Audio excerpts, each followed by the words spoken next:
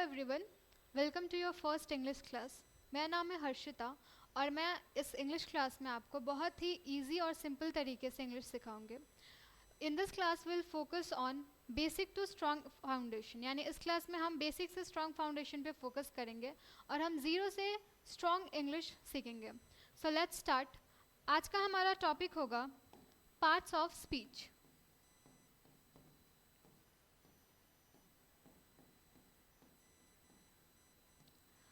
Parts of speech इसको समझते हैं, जिससे मान लीजिए इंग्लिश कैसे बनता है। इंग्लिश बनता है सेंटेंसेस से और सेंटेंसेस बनते हैं वर्ड्स से।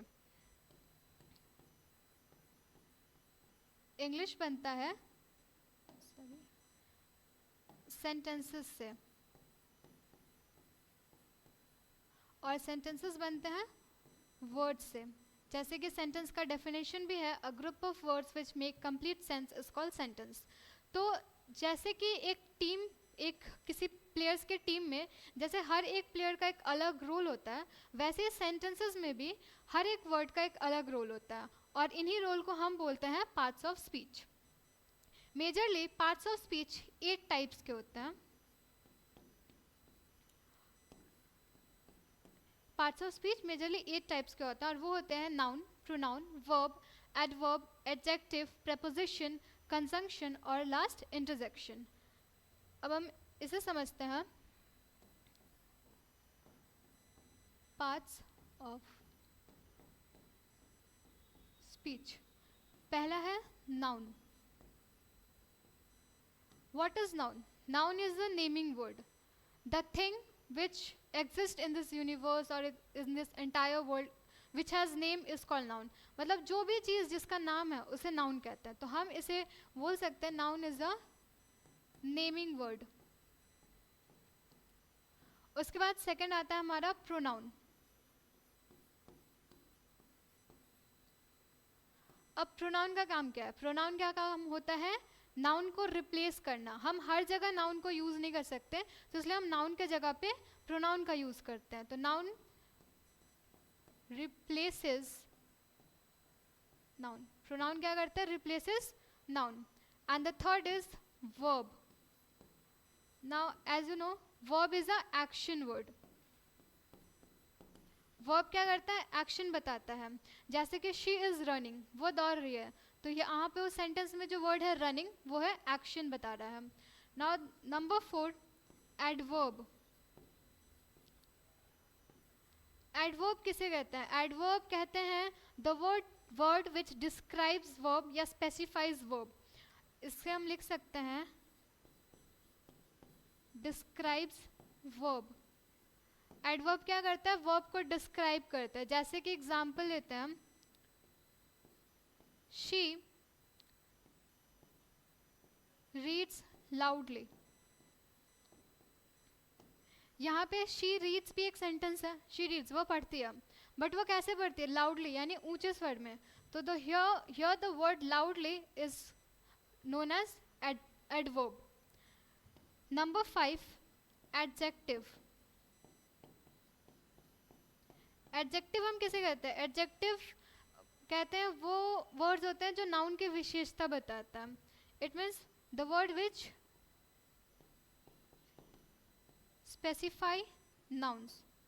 The word which specifies noun is known as adjective. जैसे कि I have a red purse.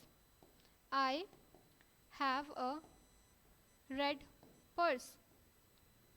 अगर मैं सेंटेंस बोलूँ आई हैव अ पर्स, ये भी सही था, मेरे पास पर्स है, बट मुझे स्पेसिफाई करना है कि मेरे पास कैसा पर्स है, कौन से कलर का पर्स है। तो I have a red purse, यानी मेरे पास रेड कलर का पर्स है। Here the word red is known as adjective.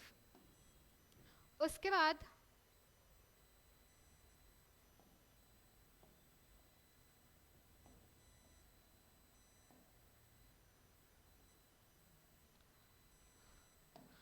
Number 6 आता है प्रेपोजिशन।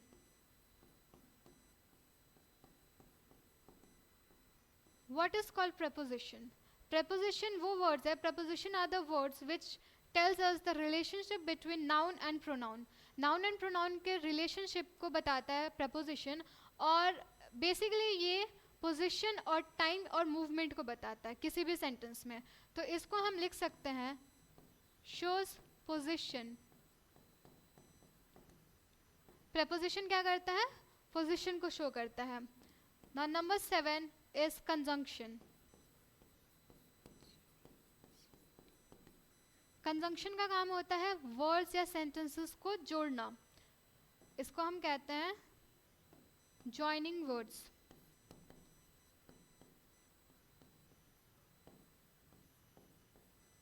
इसका एग्जाम्पल हम ले सकते हैं जॉइनिंग वर्ड्स का। She likes T and coffee. यहाँ जो दो वर्ड्स है टी और कॉफ़ी, इनको ऐड कौन कर रहा है, ज्वाइन कौन कर रहा है? And. She likes T and coffee. Preposition का एग्जाम्पल भी हम ले सकते हैं, like the book is on the table. ये बुक का पोजीशन बता रहा है कि बुक कहाँ पे है। Book is on the table यानी टेबल के ऊपर। प्रपोजिशन भी 3 टाइप्स के होते हैं, preposition of time, preposition of place and preposition of manner, movement sorry. तो ये प्रपोजिशन के पार्ट जब हम नेक्स्ट क्लास में पढ़ेंगे उसमें समझाऊंगे मैं। Number 7 last, number 8 interjection.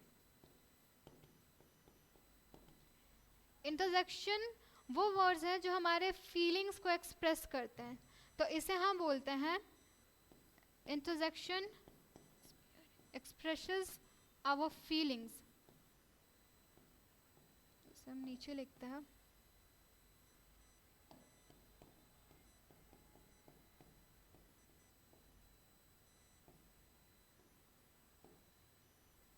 Expresses feelings, जैसे कि example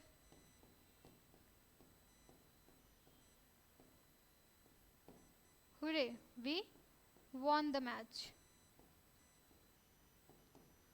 Hooray, we won the match. यहाँ पे जो वर्ड hooray है वो हमारे जॉय या हमारे हैप्पीनेस को एक्सप्रेस कर रहा है। जैसे कि सेंटेंस में we won the match, हम मैच जीत गए। तो बच्चे जो होते हैं वो अपने फीलिंग्स को एक्सप्रेस करने के लिए ये वर्ड्स यूज़ करते हैं, जैसे hooray, वाओ, वंडरफुल, ऑसम। या तो अगर सैडनेस के लिए भी हम बहुत सारे वर्ड्स यूज़ करते हैं अपने ग्रीफ को शो करने के लिए, जैसे अलास, ओह, आउच। ये सारे वर्ड्स जो हैं ये हम अपने सैडनेस के लिए यूज़ करते हैं। जैसे कि अलास के लिए हम यूज़ करते हैं अलास ही डाइड। अगर मान लो किसी की मृत्यु हो गई, वहाँ पे तो हम अपना जॉयफुल एक्सप्रेशन नहीं दिखा सकते, वो हम सैड होते हैं वहाँ पे। तो हम अपना फीलिंग्स, अगर सैड फीलिंग्स एक्सप्रेस करना हो, अपना दुख व्यक्तित करना हो, तो हम यहाँ पे वर्ड्स यूज़ करते हैं, ओह का वर्ड यूज़ करते हैं, या तो अलास ही डाइड। ये फॉर्मली हम अलास का यूज़ करते हैं। चलो अब हम एग्जाम्पल्स के थ्रू हम पार्ट्स ऑफ स्पीच को समझेंगे। और अगर आप पार्ट्स ऑफ स्पीच समझ गए, आपको उनका रोल समझ आ गया कि कहाँ पे कौन से पार्ट्स ऑफ स्पीच का क्या रोल है, तो आपका जो फाउंडेशन है इंग्लिश का वो रेडी हो गया। जैसे ये हमारे बोर्ड्स के एग्ज़ाम के साथ साथ हमारे कॉलेजेस, हमारे कॉम्पिटिटिव एग्जाम्स में भी बहुत हेल्पफुल होते हैं। इवन जो बोर्ड्स में अनसिन पैसेजेस आता है वो भी हमारे लिए बहुत ईजी हो जाएगा। नेक्स्ट, जैसे कि मैंने बताया कि पार्ट्स ऑफ स्पीच 8 टाइप्स के होते हैं, noun, pronoun, verb, adjective, adverb, preposition, conjunction and interjection। अब जैसे कि सेंटेंस लेते हैं हम, I play cricket. Let's break it. इस सेंटेंस को हम ब्रेक करते हैं। इस सेंटेंस में जो वर्ड आई है वो क्या है? आई जो है यहाँ पे प्रोनाउन है। नाउन के जगह पे हम यूज़ करते हैं प्रोनाउन को, और यहाँ पे आई मैं क्रिकेट खेलती हूँ, तो मेरे जगह पे आई यूज़ किया गया है, तो ये प्रोनाउन का काम कर रहा है। I play, play is a word which is showing action, खेलना, ये एक्शन हुआ ना, तो इसको हम वर्ब कहेंगे। और cricket, again here it is a noun. तो पार्ट्स ऑफ स्पीच को मिला के ही एक सेंटेंस बनता है। जो भी सेंटेंस हो उनमें जितने भी वर्ड्स हों वो पार्ट्स ऑफ स्पीच के ही मेंबर होते हैं। उसके बाद जैसे कि एक और सेंटेंस लेते हैं हम,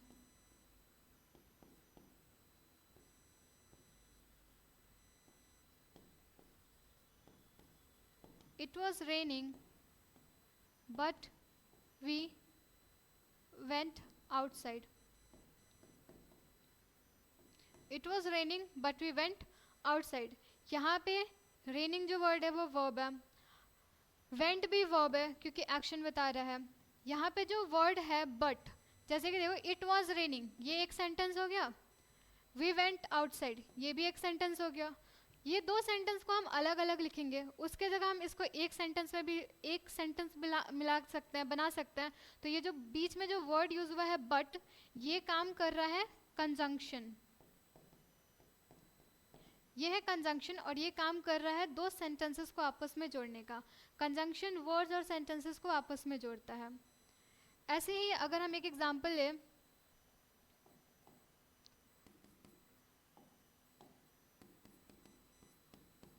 the cat is lying under the bed.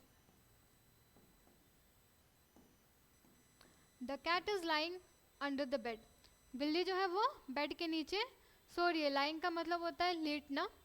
तो यहाँ पे कैट जो वर्ड है द इज अ आर्टिकल।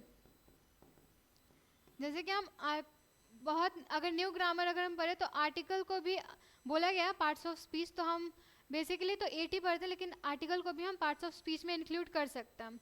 और आर्टिकल दो टाइप्स के होते हैं, इंडिफिनिट और definite.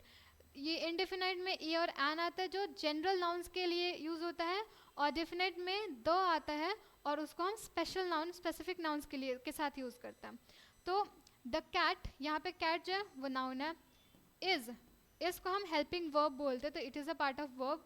The cat is lying is a action, तो ये भी वर्ब ही हो गया। अंडर द बेड, यहाँ पे भी द बेड तो नाउन हो गया। What is the word under? Under क्या बता रहा है? अंडर जो मैं बेड के अंदर मतलब नीचे, तो ये जो अंडर वर्ड है वो प्रेपोजिशन है। और प्रेपोजिशन क्या बताता है? वो नाउन और प्रोनाउन का रिलेशन बताता है, और इवन वो पोजिशन भी बताता है। और यहाँ पे ये प्रपोजिशन ऑफ प्लेस बता रहा है कि वो कैट का पोजीशन कहाँ है और वो कहाँ पे है। तो यहाँ जो अंडर है ये भी प्रपोजिशन, ये प्रपोजिशन है। तो जितने ये सारे एग्जाम्पल से हमने ये सीखा कि जो भी वर्ड्स हैं वो सारे पार्ट्स ऑफ स्पीच से आते हैं, और सारे पार्ट्स ऑफ स्पीच या पार्ट्स ऑफ स्पीच को ही मिलके एक सेंटेंस बनाया जाता है। That's it. मेरा एक लास्ट क्वेश्चन है ये कि ये एक सेंटेंस मैं दे रही हूँ, she quickly finished her homework